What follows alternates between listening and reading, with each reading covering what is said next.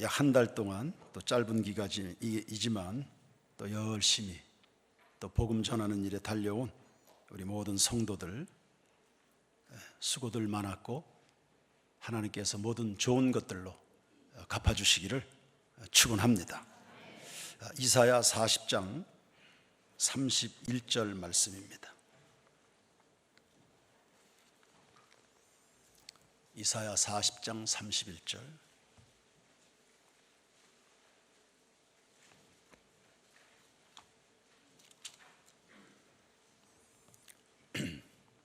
구약성경 1016페이지인데요. 이사야 40장 31절. 다 같이 읽겠습니다.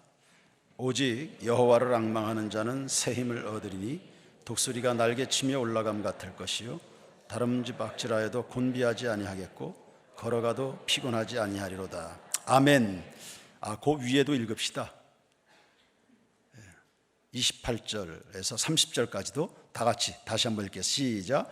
너는 알지 못하였느냐 듣지 못하였느냐 영원하신 하나님 여호와 땅끝까지 창조하신 이는 피곤하지 않으시며 곤비하지 않으시며 명철이 한이 없으시며 피곤한 자에게는 능력을 주시며 무능한 자에게는 힘을 더하시나니 소년이라도 피곤하며 곤비하며 장정이라도 넘어지며 쓰러지되. 아멘.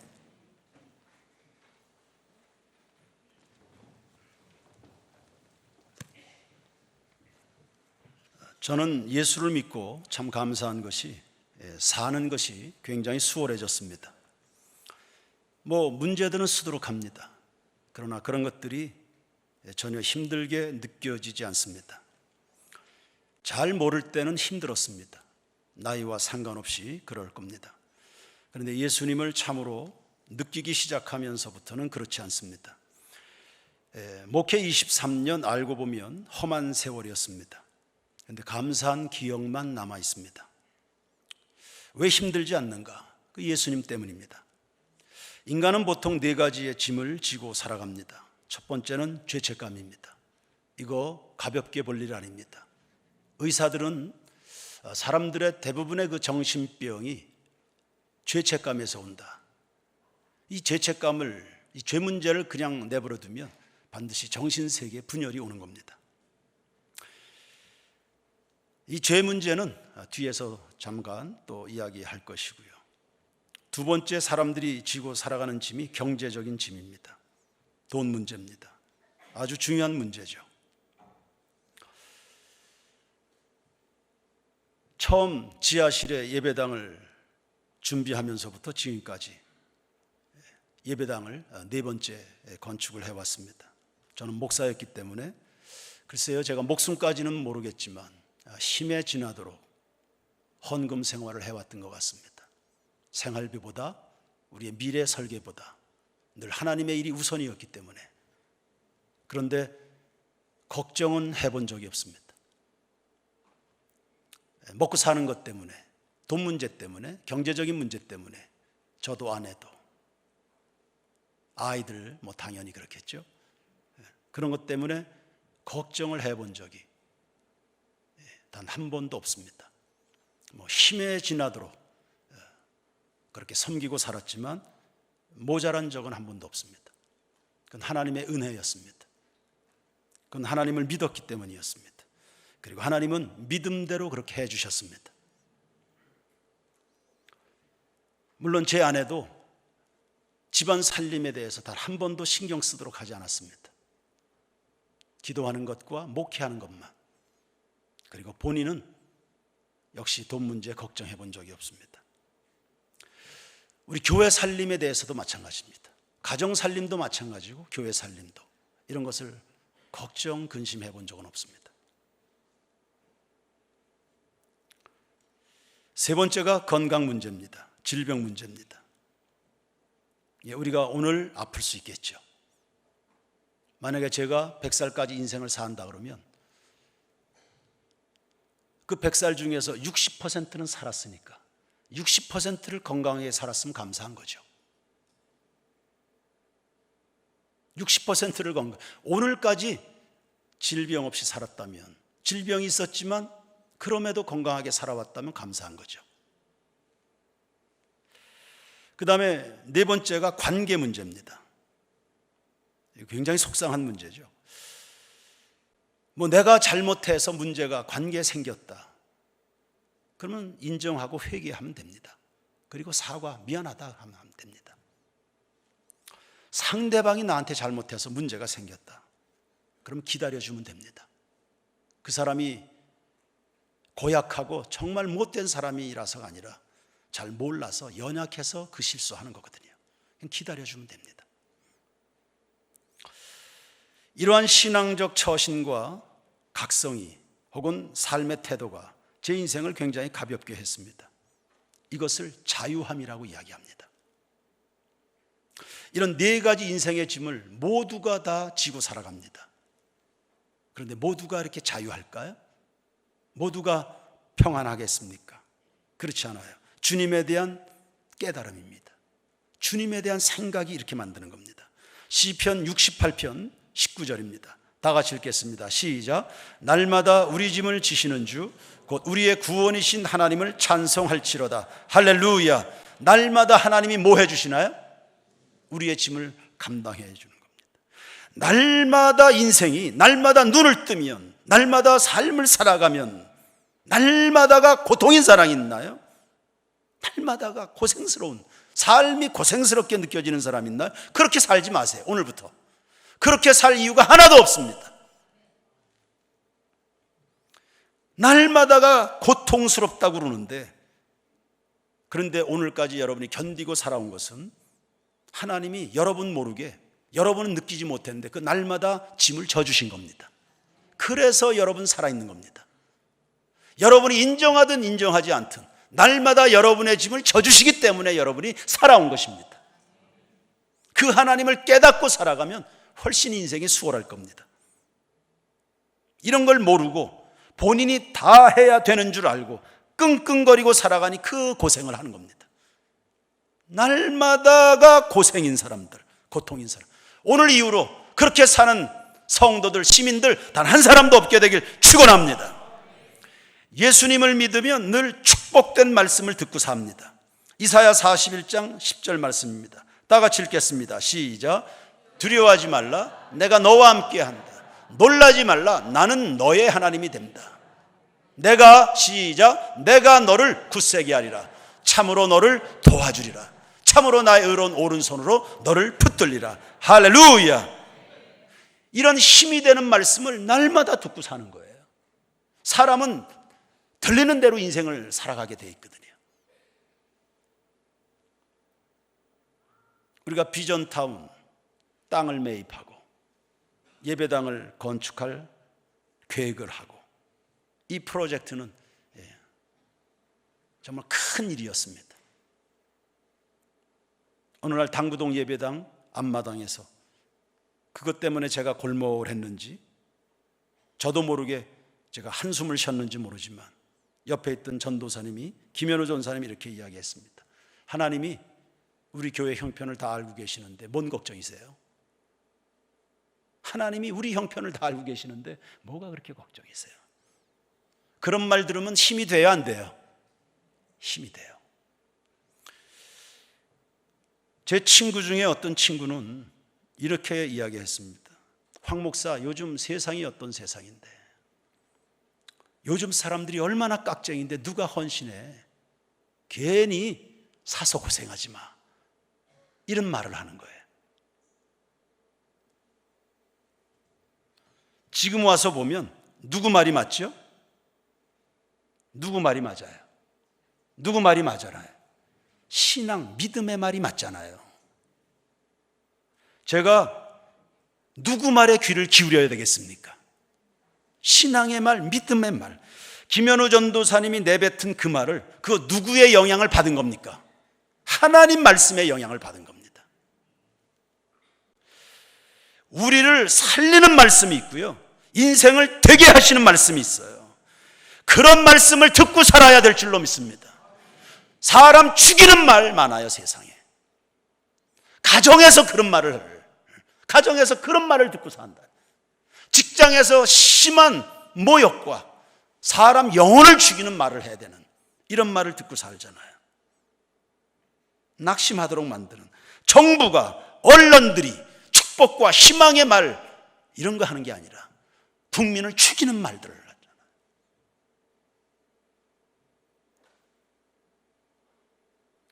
인생을 발전시키는, 우리의 지인들을, 가족들을, 직장 동료들을 발전시켜주는 그런 말보다도 죽이는 말을 한, 죽이는 말을.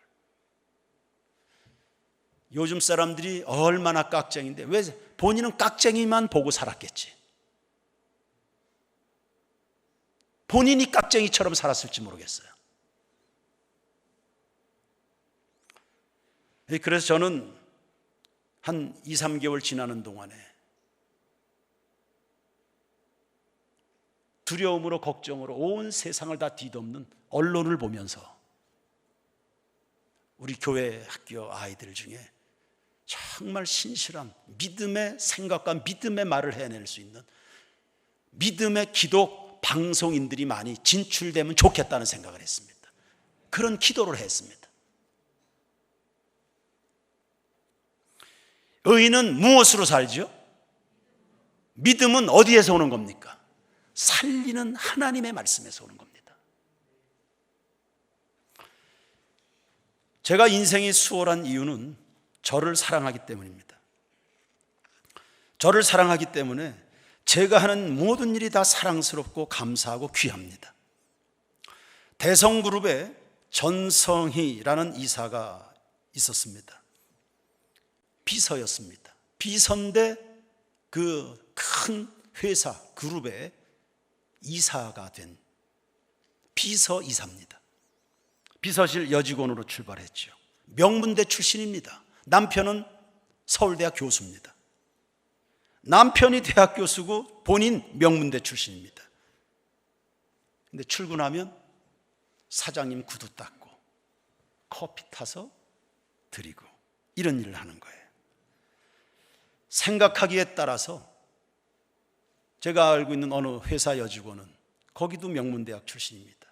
여직원이니까 커피 좀 타라고 그랬다고 이 자매가 내가 커피 타려고 내가 그 고생해서 공부하고 내가 이 커피 타려고 회사 취직했는 줄 아냐 그러면서 펑펑 막 울어가지고 그 선배들이 아주 당황했다더라고. 근데 이 전성이 이 비서는 그렇게 생각하지 않았습니다. 내가 사장님의 구두를 닦고 커피를 타고 내가 이 사장님의 사역에 동역을 한다.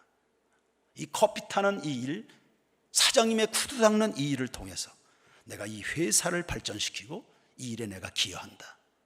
이런 생각을 갖는 겁니다. 자기가 하고 있는 그 일에 가치를 부여하면 그 하는 일이 그렇게 가치 있게 되는 겁니다. 만일 이까짓 것, 이런 하찮은 것, 자기가 하는 일을 하찮게 생각하면 자기 인생도 하찮은 인생이 되는 것이고 자기가 하는 모든 일들이 다 보잘것없는 일이 되는 겁니다. 처음 2014년이었습니다. 권수진 집사가 사무실에 사무원 일을 맡아서 일하게 됐습니다. 그때 바로 이 전성희 이사의 글을 제가 보여주면서 집사님이 하는 일이 이런 일이다. 담임 목사와 동역하는 일이고 세인교회를 발전시키는 아주 귀한 일을 하게 됐다. 당신이 하는 일에 대해서 자부심을 가져라. 우리 김지영 전도사님에게도 이 글을 내가 보여줬는지 모르겠습니다. 사무실을 청소를 하고 오는 손님들 차를 대접하고 이곳저곳에서 요청 들어오는 일들 문서 작성하고 이런 일들, 이게 하찮은 일이 아닙니다. 담임 목사의 강단에서 설교하지만 제가 이렇게 설교할 수 있는 것은 사무실에서 누군가는 기쁨으로 일을 해주기 때문에 하는 겁니다.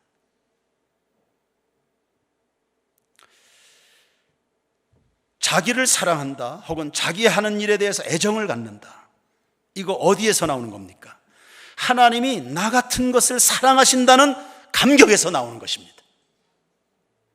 내가 얼마나 귀했다 그러면 하나님이 이토록 열심히 사랑하셨을까? 내가 얼마나 귀하면 이렇게 끊임없이 다가오실까? 끊임없이 말씀해 주실까? 끊임없이 책망도 하고 위로도 하고 끊임없이 도전하고 나를 초청하고 해마다 1년에 한 번씩 세인교회 예배당에 이렇게 부르실까? 내가 얼마나 귀하면, 내가 얼마나 사랑스러우며, 그리고 내가 얼마나 그렇게 사랑하고 귀하게 보셨다면 그 아들을 십자가에 죽기까지 내버리셨을까? 이것이 깨달아지기 시작하면 내가 귀하고요, 하는 모든 일이 다 귀하고, 그리고 일할 수 있음이 그렇게 감사하고 행복하게 되는 것입니다. 이것을 소명이라고 말하는 겁니다. 이런 사람은 무슨 일을 하든 다 감사한 겁니다. 빵을 구워도 감사하고, 운전을 해도 감사하고, 경비를 해도 감사하고. 그래서 하나님은 말씀하십니다. 사람이 태어나서 자기 일에 즐거워하는 것보다 더 큰 행복은 없다. 미국의 존슨 대통령이 미국 항공 우주국에 시찰을 갔습니다. 청소부가 막 신나서 청소합니다. 걸레질을 하고. 자네는 뭐가 그렇게 행복한가? 뭐가 그렇게 즐거운가? 제가 이 항공 여기 청소를 해가지고요, 제가요 우주선을 달나라에 보내고 있거든요.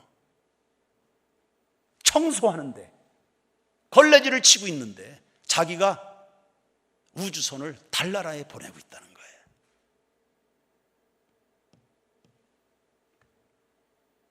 하나님이 만드신 이 땅의 어느 한 구석을 내가 청소하고 있습니다.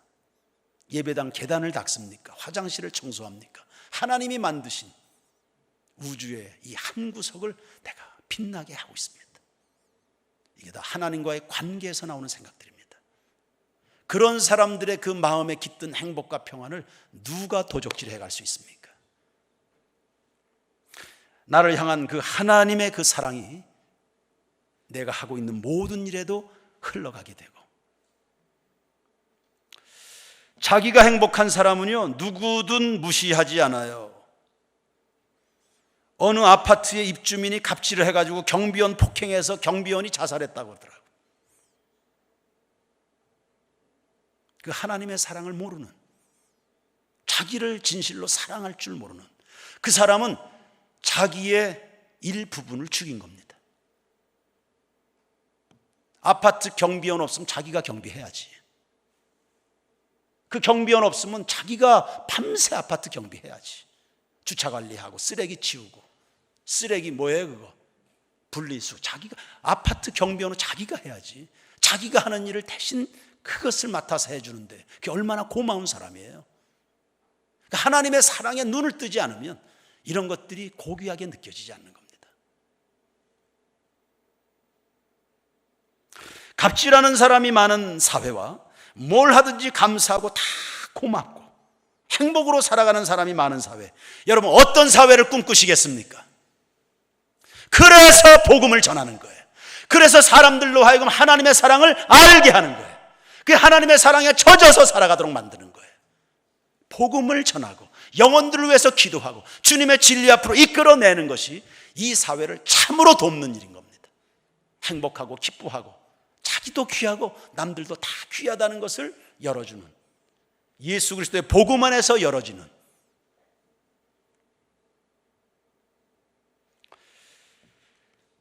네 번째, 인생이 제가 수월한 이유는 깨끗하게 살기 때문입니다. 아니, 깨끗하게 살 수밖에 없는 환경 속에 제가 놓여져 있습니다. 예수님 때문입니다. 악인에게는 평강이 없다 했어요. 이사야 48장 22절입니다. 다 같이 읽겠습니다. 시작. 여호와께서 말씀하시되 악인에게는 평강이 없다. 악인에게는 뭐가 없어요? 평강이 없어요. 예, 죄 짓고는 결코 행복할 수 없습니다. 양심이 고통스러운데 어떻게 살 수 있어요? 악인은 여호와께서 말씀하시되 악인에게는 평강이 없다. 악인에게는 하나님이 그의 인생을 막아선다는 겁니다. 그 인생의 발목을 잡아서 한 발자국도 움직이지 못하게 하는, 그런 사람이 무슨 수로 살고 그런 사람이 어떻게 삶을 성공할 수 있겠습니까? 성공처럼 보이지? 아니요. 성공한 것처럼 보이는 만큼 그 추락의 상처가 클 겁니다. 악인은 성공하지 못해요. 죄 짓는 동안 불안합니다. 발각되면 수치스럽죠. 죄의 값은 심판입니다.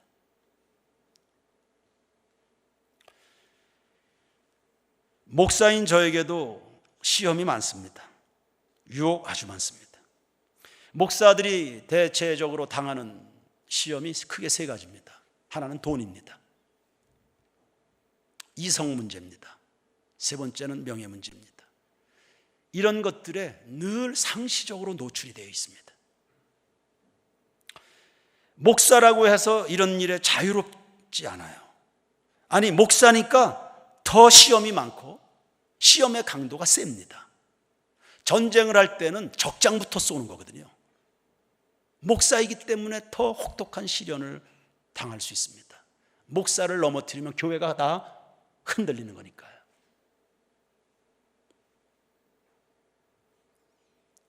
그러니 제가 이렇게 목회하는 것은 성도들이 시간마다 저를 위해서 기도해 주셨기 때문이죠. 저에게도 유혹들 많습니다. 그때마다 저는 생각합니다. 방성택 집사가 저를 얼마나 좋아하는데, 나를 얼마나 좋아하는데, 내가 혹이라도 실수해서 나를 좋아하는 만큼 그가 상심할 텐데, 나를 신뢰하고 나를 저토록 좋아하는데 내가 실수해서 저 집사의 마음에 상심을 안겨줄 수 있겠는가? 그런 거 생각하면 못합니다. 집에 가면 저에게는 세 딸이 있습니다. 과장해서 표현할 수밖에 없겠지만 저를 신처럼 좋아합니다. 우리 세 딸들은 저를 신처럼 추앙합니다. 근데 혹이라도 제가 실수했을 때 이 아이들이 받을 충격을 생각하면 전 못합니다. 아이들에게 실망스러운 아빠가 될 수 없습니다. 책임감입니다. 그러나 무엇보다 두려운 것은 하나님의 시선이죠. 성도들 속일 수 있습니다. 제가 딸들 속일 수 있습니다. 그러나 하나님은 속일 수 없잖아요. 풀꽃 같은 눈동자로 우리의 마음속에 깊이 담겨있는 생각까지도 다 꿰뚫고 계시는데 하나님은 속일 수 없잖아요. 그동안 날 그렇게 사랑하고 믿어주시고 써주신 하나님, 그분 앞에 내가 범죄할 수 없다. 내가 어찌 큰 악을 행하여 여호와께 득죄하리이까 했습니다. 그래서 시편 119편 9절 말씀 다 같이 읽으십시오. 시작. 청년이 무엇으로 그 행실을 깨끗게 하리이까. 그 전에 성경은 주의 말씀을 따라 삼갈 것입니다. 그래서 여러분 말씀에 영향받는 사람이 되어야 됩니다. 시편 119편 11절입니다. 다 같이 시작. 내가 주께 범죄하지 아니하려 하여 주의 말씀을 내 마음에 두었나이다. 할렐루야. 그래서 살리는 말씀에 붙들려 살아가는 우리 모든 교우들 되기를 축원합니다. 언젠가 다른 교회 집회를 인도하기 위해서 예배당에 가서 앉았습니다. 설교하기 전에 앞에서 찬양을 하죠. 한참 찬양을 하는데 문득 지나온 제 인생이, 특히 이 목회 인생이 주마등처럼 지나갔습니다. 도저히 목회할 수 없는 치명적인 고비의 순간들이 굉장히 많았는데 그때마다 하나님이 다 막아주시고 덮으시고 보호해 주셔서 그때 하나님이 그 모든 것들을 울타리가 되어주시지 않았다면, 하나님께서 모든 원수들의 입을 막아버리지 않았다면 내가 오늘 여기까지 올 수 있었는가? 이것이 문득 그렇게 생각이 나는 거예요. 그 찬양하다 말고 고개가 뚝 떨어졌습니다. 그리고 허리가, 그래서 그 찬양하는 내내 제가 얼굴을 감싸고 엎드려져 있었습니다. 감사해서요. 주님의 은혜 때문에. 그런 하나님 앞에 내가 어떻게 딴 마음을 먹을 수 있단 말인가?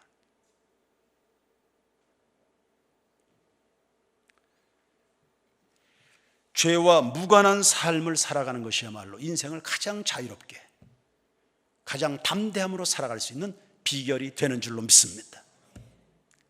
그 세상 사람들은 돈 버는 기쁨에 취미 생활하는 즐거움에 사는지 모르지만 우리 성도들은, 예수 믿는 사람들은 깨끗하게 살아가는 행복이 있는 겁니다. 다섯 번째, 제가 인생이 수월한 이유는 죽음의 문제도 이미 넘었기 때문입니다. 예수는 부활이요 생명인 줄로 믿습니다. 죽음이 최대 난제 아닙니까? 그런데 이 문제에 대한 해답도 이미 가지고 있기 때문에 이 죽음은 더 이상 저를 괴롭게 하지 않아요. 폴 틸리라는 신학자는 그런 이야기합니다. 인생을 살아가는 절대적 필요 요소가 용기라 했습니다. 용기. 그런데 죽음마저도 저를 협박할 수 없으니까, 죽음의 문제마저도 저를 협박할 수 없으니까 마귀는 아무 재미없을 거예요. 뭐 좀 흔들고 겁을 먹고 뭐 이래야 마귀가 재밌을 텐데.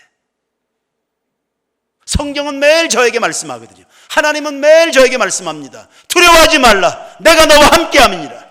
놀라지 말라, 나는 너의 하나님이 됨이니라. 할렐루야. 하나님은 매일 말씀하세요. 성경에 두려워하지 말라는 말씀이 몇 번 있다고요? 365번이에요. 365번이나 하나님은 매일 성도들에게 말씀하는 거예요. 두려워하지 말라, 놀라지 말라, 내가 너와 함께한다. 나는 네 하나님이다.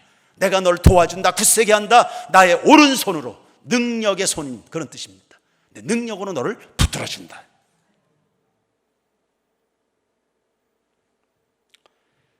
요한복음 11장 25절 26절입니다. 다 같이 읽으십시오. 시작.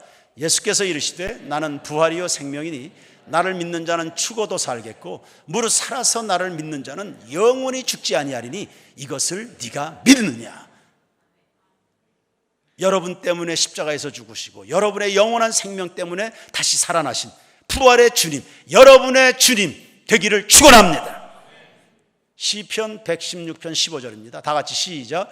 그의 경건한 자들의 죽음은 여호와께서 보시기에 귀중한 것이다. 할렐루야.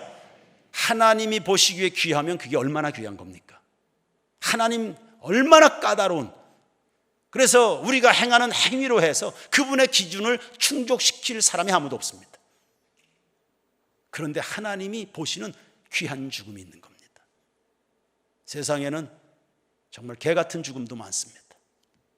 개만도 못한 죽음도 많습니다. 사람으로 태어나서 하나님 보시기에 귀중한 죽음, 사는 동안에도 주님의 영광, 죽는 순간에도 하나님께 기쁨이 되는 여러분 모두가 되길 바랍니다.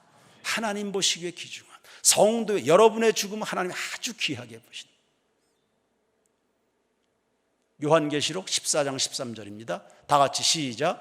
또 내가 들으니 하늘에서 음성이 나서 이르되 기록하라. 지금 이후로 주 안에서 죽는 자들은 복이 있도다 하시매 성령이 이르시되 그리하다. 그들이 수고를 그치고 쉬리니 이는 그들의 행한 일이 따름이라 하시니라. 아멘. 죽음은요 그냥 목숨이 끊어지는 게 아니에요. 이 땅에서 여러분의 삶이 하나님이 주신 사명 다 마치고 고생 많았다, 이제는 내 품에서 쉬거라. 하나님이 불러가시는 거예요. 아멘 하시기 바랍니다. 죽음은 그냥 비참한 거 아니에요. 그건 저주가 아니에요. 성도들의 죽음은 너 정말 고생 정말 많았다, 이제는 내 품에 와서 좀 쉬거라. 하나님이 영원한 안식처로 이렇게 불러주시는 거예요. 하나님의 소명이에요. 이 땅에 태어난 것도 하나님의 부르심이에요. 구원으로 부르신 것도 소명이에요. 여러분의 일거리, 직장, 직업 주신 거 다 소명, 부르심이에요. 죽음도 부르시는 겁니다. 요한계시록 21장 4절 말씀 보시죠. 다 시작. 모든 눈물을 그 눈에서 닦아주시니 다시는 사망이 없고 애통하는 것이나 곡하는 것이나 아픈 것이 다시 있지 아니하리니 처음 것들이 다 지나갔습니다. 저게 죽음 이후에 여러분이 맞이하게 되는 하나님이 예비하신 현실입니다. 예비하신 축복의 자리입니다. 다시는 이 땅에 살면서 정말 없기를 바라는 이런 것들이 정말 사라지는 새하늘과 새 땅의 세상, 이게 죽음이에요. 성도들의 죽음은 저기로 가는 거예요. 빌립보서 1장 20절 24절 제가 읽겠습니다. 그리스도 예수의 종 바울과 디모데는 노, 저거 아닌데? 맞아요, 저거? 성경을 피십시오. 잘못 적었네요. 빌립보서 1장 20절입니다.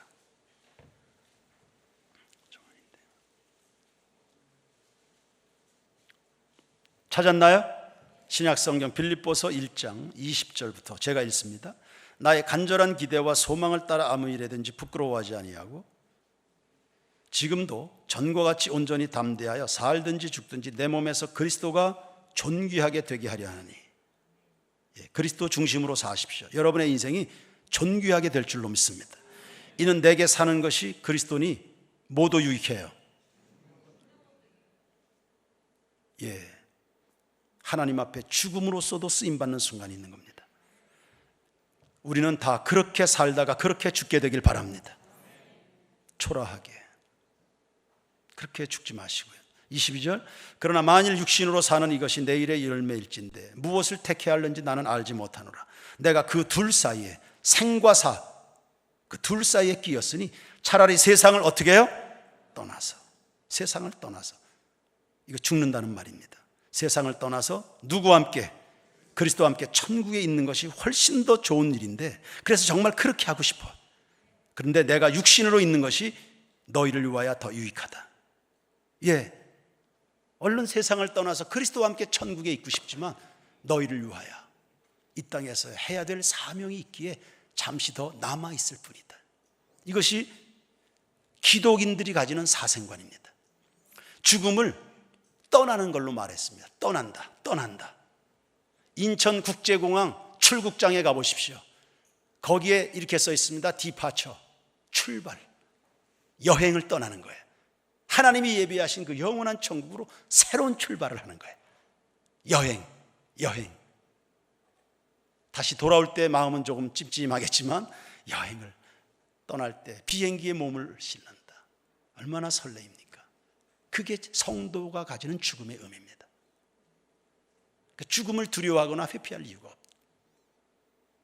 하나님 앞에서 믿음으로 살다가 하나님이 부르시는 순간에 믿음으로 순응하시면 됩니다. 하나님이 주시는 것은 어느 것도 악하고 나쁜 게 없습니다. 다 하나님 우리에게 좋은 것을 주시는 줄로 믿습니다.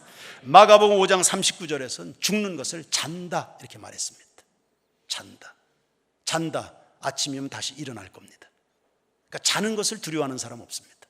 자는 사람을 붙들고 우는 사람도 없습니다. 아침이면 다시 태어나는 거니까. 나는 부활이요 생명이니 나를 믿는 자는 죽어도 살겠고 살아서 나를 믿는 자는 영원히 죽지 아니하리니 이것을 내가 믿느냐. 세인교회 모든 교우들이여 부활 신앙으로 살게 되길 축원합니다. 저를 이렇게 만드신 분이 누구세요? 저를 이렇게 인생을 수월하게 살게 하시는 분이 누구세요? 여러분은 누구를 믿습니까? 누구를 믿어야 됩니까? 누구를 의지해야 됩니까? 누구를 찬양해야 됩니까? 누구를 바라봐야 됩니까? 누가 여러분의 소망입니까? 여러분의 영원한 구원은 누구이십니까? 여러분을 위해 하나님의 나라를 준비하신 분이 누구시죠? 오늘 나와 함께 하시는 분은요, 여러분을 돕고 계시는 분은요, 여러분의 가정을 책임져 주시는 분은요, 원주 땅을 복주시는 분은요, 나를 사랑해 주시는 분은요, 내가 하는 모든 일을 귀하게 보시는 분, 여러분의 살아가는 것을 귀하게, 죽는 것도 귀하게 보시는 그분의 이름은 누구십니까? 여러분의 인생의 모든 짐을 대신 져 주시는 그분은 누구십니까?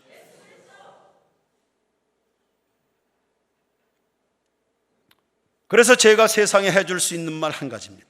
우리 성도들에게 오늘 이 저녁에 해주고 싶은 말도 한 가지입니다. 예수 믿으십시오.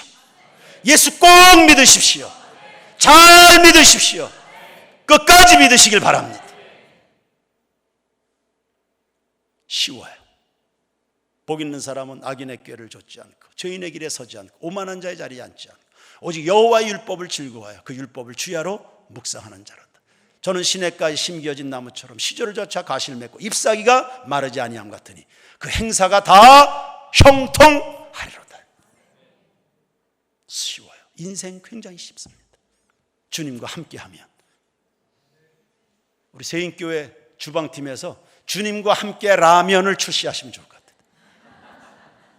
예수와 함께 라면. 무방부제 MSG 넣지 말고 기름에 튀기지 말고 예수와 함께라면 인생이 굉장히 수월합니다. 혼자 고생하고 그렇게 살지 마십시오. 오늘 이후로 모든 고생 끝내시고요, 노래하고 춤추는 인생 살아가게 되길 주의 이름으로 축원합니다. 찬양합시다. 예수 믿으세요.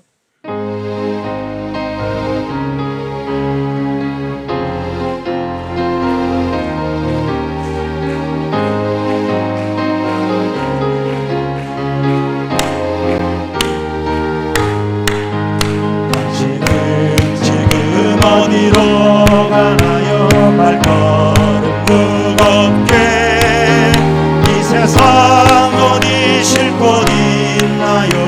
머물 곳 있나요? 예수 안에는 안식이 있어요. 평안이 넘쳐요. 십자가 보혈 믿는 자마다 구원을 받아. 예수 믿으세요. 예수 믿으세요. 예수 믿으세요. 예수 믿으세요. 예수 믿으세요. 당신은 어디를 만났나요? 위로 받았나요? 이 세상 누가 나를 대신하여 목숨 버렸나요? 고통의 멍에 벗어버리세요. 예수 이름으로 마음 문 열고 주님 맞으세요. 기쁨이 넘쳐요. 예수 믿으세요. 예수 믿으세요. 예수 믿으세요. 예수 믿으세요. 예수를 믿고 새롭게 되니 기쁨이 넘쳐요. 어둠 거치고 새날이 되니 행복이 넘쳐요. 이전에 없던 평안을 얻으니 찬송이 넘쳐요. 샘손님 기쁨 전해주어요. 예수 예수 믿으세요. 예수 믿으세요. 예수 믿으세요. 예수 믿으세요. 다시 한번 합니다. 지금 어디로 밝은 표정으로, 밝은 표정으로 반짝반짝 반짝반짝 힘차게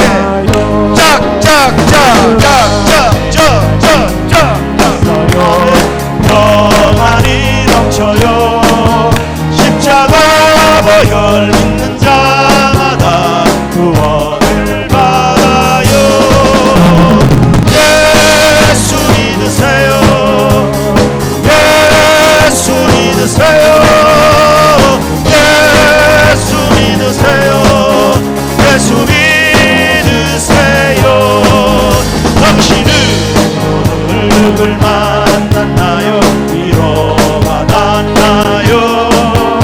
이 세상 누가 나를 대신하여 목숨 버렸나요?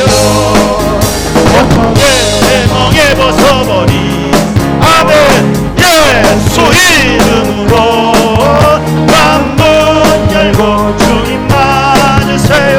기쁨이 넘쳐요. 수 아멘 아멘. 이런 것도 있다, 이런 것도 있다. 예수 믿으세요.